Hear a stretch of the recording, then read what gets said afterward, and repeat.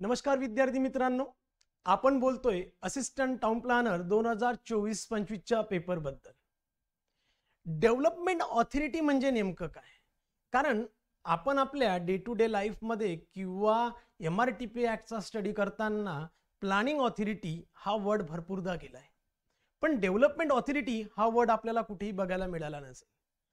Planning authority म्हणजेच की local authority, special planning authority किंवा स्लम डेव्हलपमेंट ऑथॉरिटी, ज्यामध्ये लोकल ऑथॉरिटी म्हणजे म्युनिसिपल कॉर्पोरेशन, म्युनिसिपल काउन्सिल, नगर पंचायत, जिल्हा परिषद, पंचायत समिती अशा पद्धतीच्या ऑथॉरिटी या लोकल ऑथॉरिटी मध्ये मोडतात।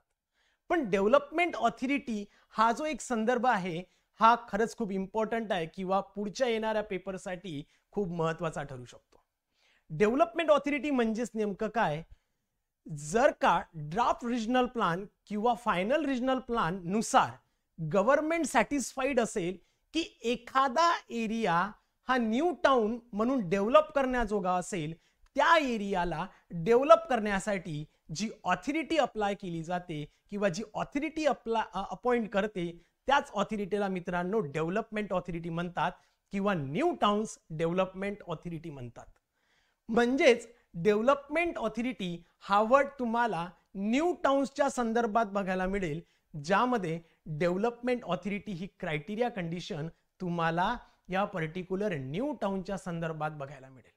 त्यामुळे लक्षात ठेवा, जर का डेव्हलपमेंट ऑथॉरिटीशी संदर्भात काही विचारलं तर संदर्भ हा न्यू टाउनचा असेल। Thank you so much.